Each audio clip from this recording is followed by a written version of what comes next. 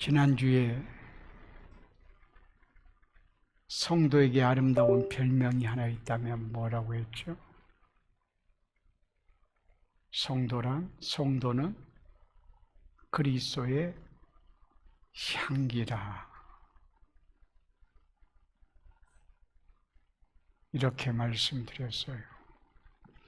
성경 중에 아가서라고 하는 성경이 있는데, 아가서는 솔로몬 왕이 술람미 여인을 사랑하는 사랑 이야기입니다. 한 남자와 한 여자가 얼마나 열정적으로 뜨겁게 사랑하고 고백하는지. 그러나 이것은 한 남자와 여자의 사랑 얘기 정도로 의미가 있는 것이 아니고, 진정한 신랑 되신 우리 주님께서 진정한 신부된 우리를 향한 사랑의 고백이라 이렇게 말씀할 수 있습니다. 그 고백 하나 들어보게요. 아가서 2장 2절 말씀을 보면 우리 다 같이 한번 읽어요. 여자들 중에 내 사랑은 가시나무 가운데 백합화 같구나. 솔로몬이 술람미 여인을 향해서 말해요. 그대는 가시밭의 백합화 같구나. 바람이 잘 일이 없어요. 바람은 항상 불어요. 바람이 불면 흔들려요. 흔들리면 가시에 찔려요. 가시에 찔리면 아파요. 아프니까 백합화가 꺾어져 버리자, 끊어져 버리자, 떨어져 버리자, 그렇게 하지 않고 찔리면 찔릴수록 향기의 농도는 더 짙게 풍기게 되어집니다. 이것은 우리 주님께서 우리를 향한 사랑의 고백이에요. 너 성도야, 너는 가시밭의 백합화다. 가시에 찔려 아프니 고통스럽니, 그러나 향기를 더 짙게 풍기고 있구나. 항상 그리하구나. 예배 시간에만 향기를 풍기는 것이 아니라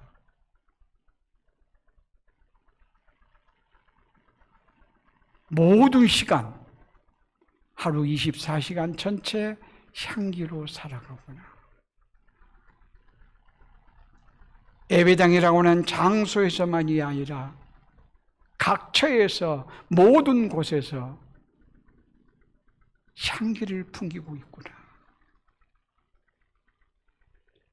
시간과 장소를 초월해서, 환경을 초월해서 향기로 살아가고 있구나.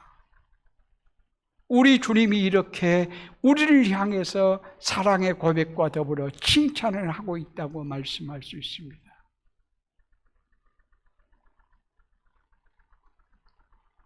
지난주 고린도 후서 2장 12절 이하에서 그렇게 말씀했는데, 오늘 3장 1절 말씀부터 5절 말씀까지 읽었어요. 이 말씀 속에서 아름다운 그리스도인의 별명이 있다면 뭘까요? 그리스도의 편지라. 그리스도의 향기라고 하는 말도 너무 좋지만 그리스도의 편지란 말도 너무 좋아요.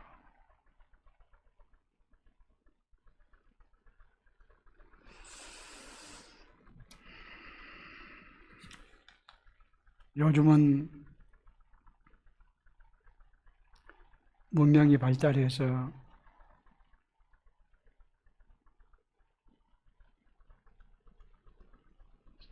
모두가 스마트폰을 들고 다녀요.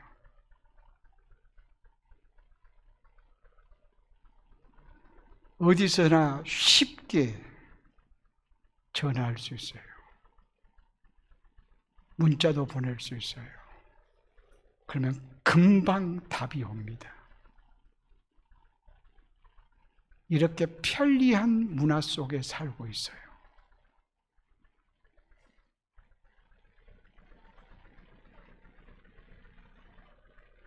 그런데 잃은 것이 있어요. 30년, 40년, 50년 전에는 통신수단이 편지였어요.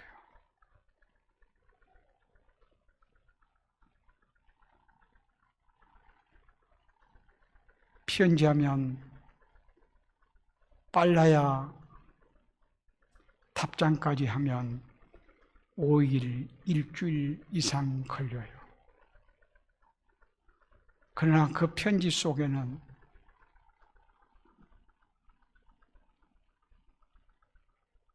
따뜻한 마음과 애정 어린 감성이 젖어 있어요.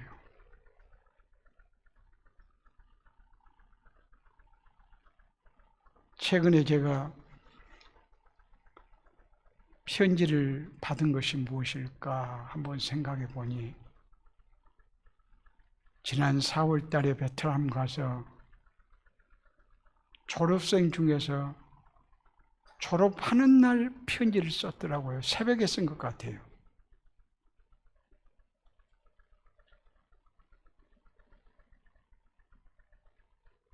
(8년) 전부터 신학을 시작해서 3년 코로나 시대에 있었고 5년 과정을 마쳤어요. 5년 과정을. 1년에 5번씩, 한 번 가면 10일씩. 그러니까 1년에 50일 수업을 하는 거예요. 굉장한 거예요.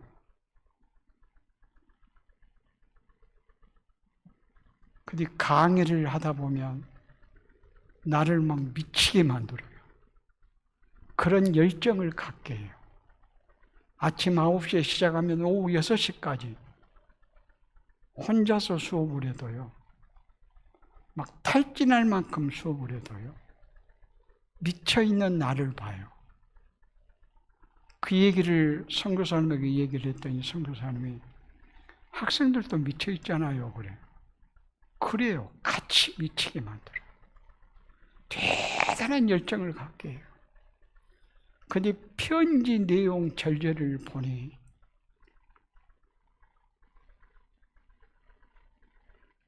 이 졸업생을 내가 7년, 8년 전에 만났는데 그때부터 1년에 저는 항상 2번 내지 3번 갔어요. 그런데 편지 내용을 보니까요. 참 감동이 되었어요.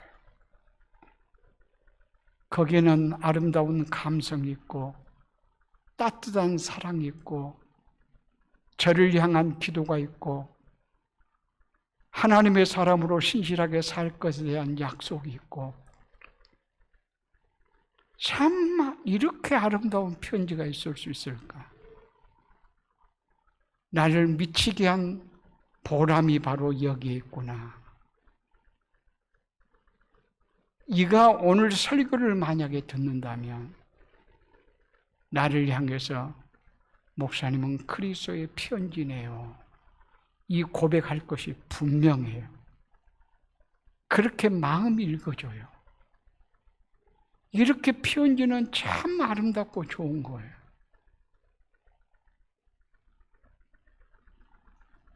그 학생이 15시간, 16시간 버스를 타고 수업하러 와요.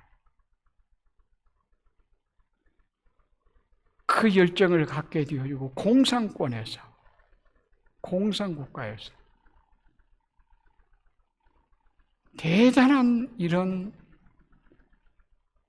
저를 향한 존경과 사랑의 마음.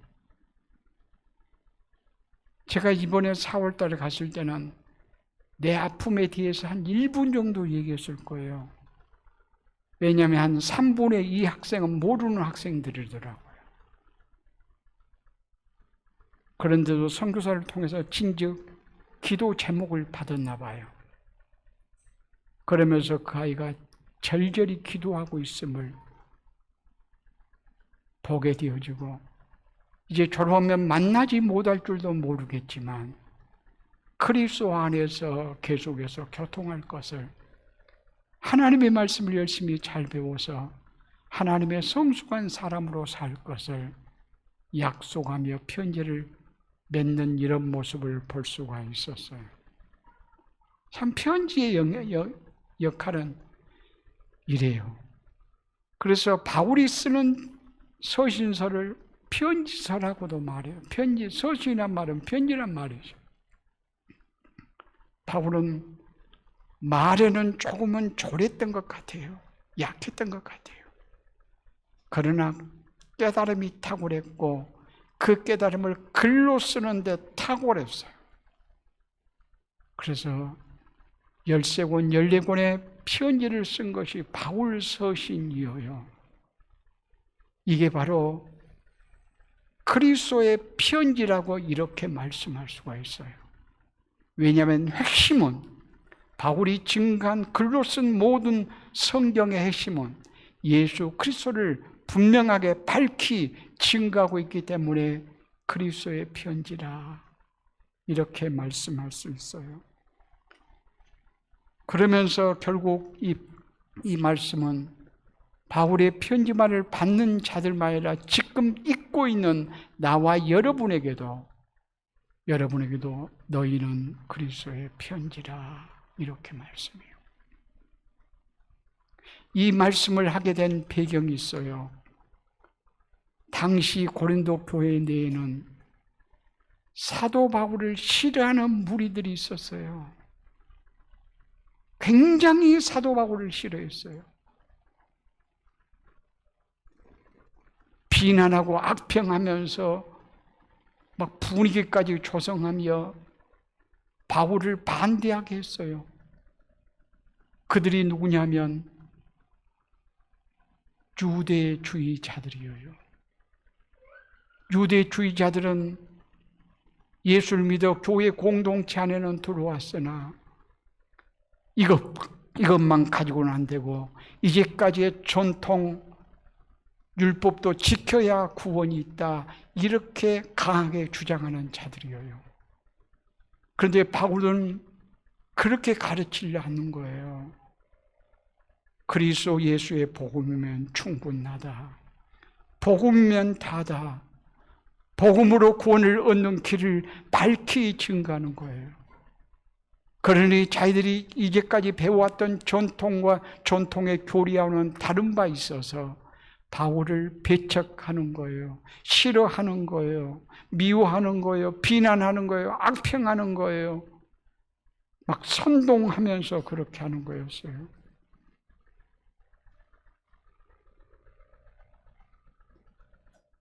바울은 거짓 사도라 그 말이에요. 그때 바울이 이야기합니다. 내가 다시 자천하기를 시작하겠느냐? 너희가 어찌 어떤 사람처럼 추천선을 너희에게 붙이거나 혹은 너희에게 받거나 할 필요가 있느냐? 지금 유대주의자들은 예루살렘 교회로부터 추천서를 받아서 교사의 일을 하고 있어요. 그런데 바울은 추천서가 없어요.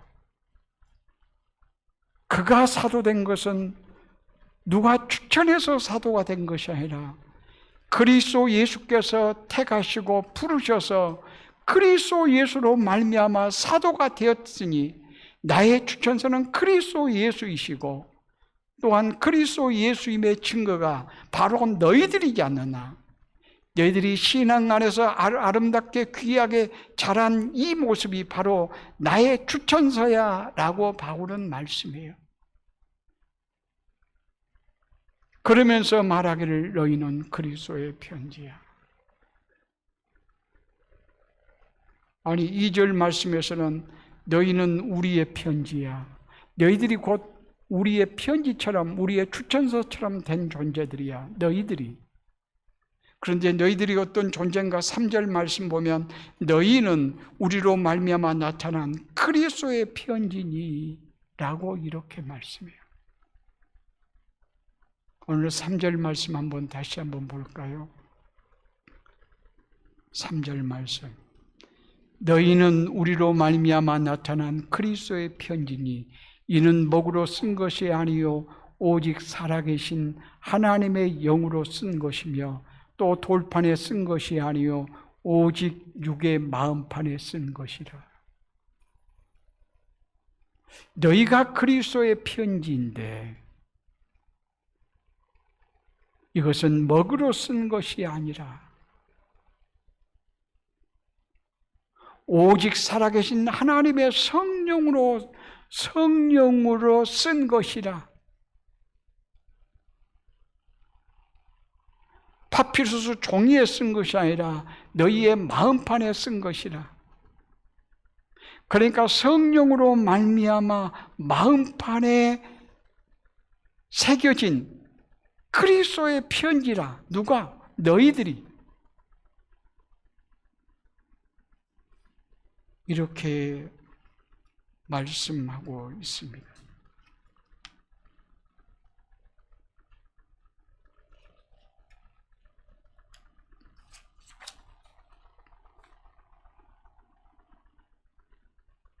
그러니까 바울은 나에게 추천서는 너희들이고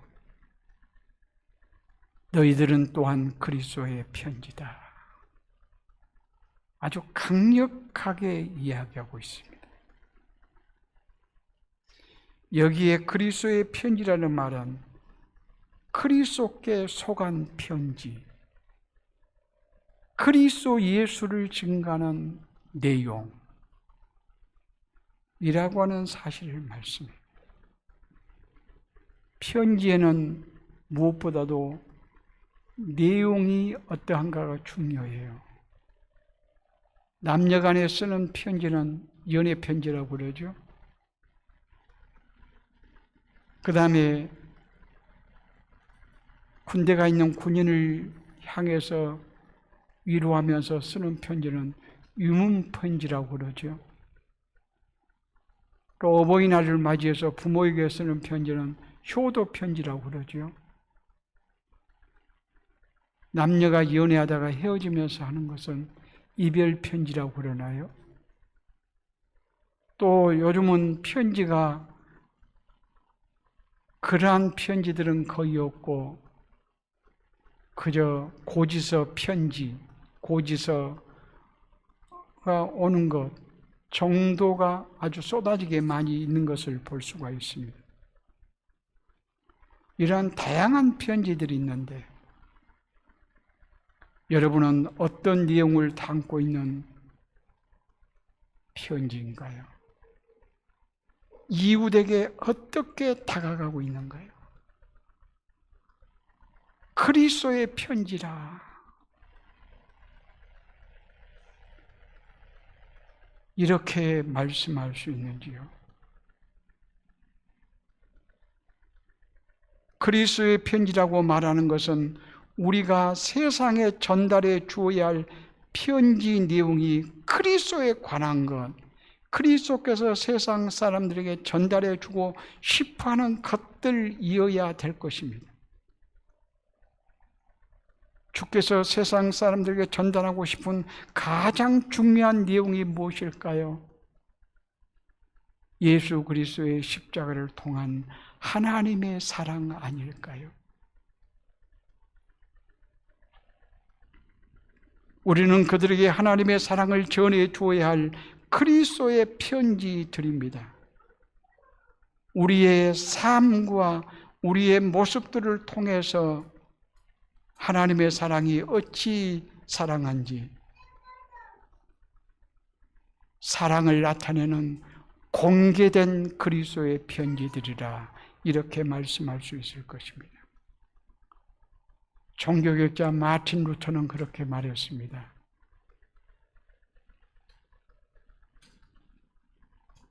성도들은 성경책을 보고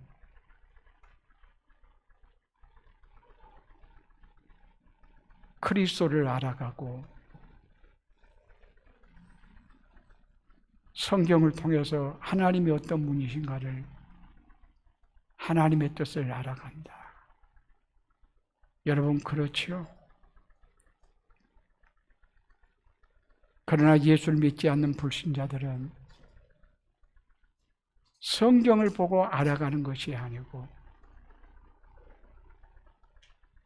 먼저 예수를 믿는다고 하는 그 사람을 통해서 하나님을 알아간다. 예수를 알아간다. 이렇게 말했습니다. 여러분들 중에도 대부분이, 거의 모든 사람이 누군가를 통해서 교회를 소개받고 또 예수님에 대해서, 하나님의 사랑에 대해서 듣고 알아가고 믿게 되었다고 말할 수 있지, 나는 아무의 사람의 도움도 없이 그냥 성경만 읽다가 성경을 통해서 하나님의 사랑을 알았어, 이렇게 말할 사람은 거의 없습니다. 그러니까 우리들은 성경을 통해서 하나님과 하나님의 뜻을 알아간다면, 예수를 믿지 않는 사람들은 마치 우리를 성경 보듯 우리를 통해서 하나님이 어떤 분이신가, 예수님이 어떤 분이신가, 이것을 판단하게 되어진다, 그런 말씀이에요. 그래서 우리의 마음과 언어와 삶은 너무나도 중요하다라고 이렇게 말씀할 수가 있을 것입니다.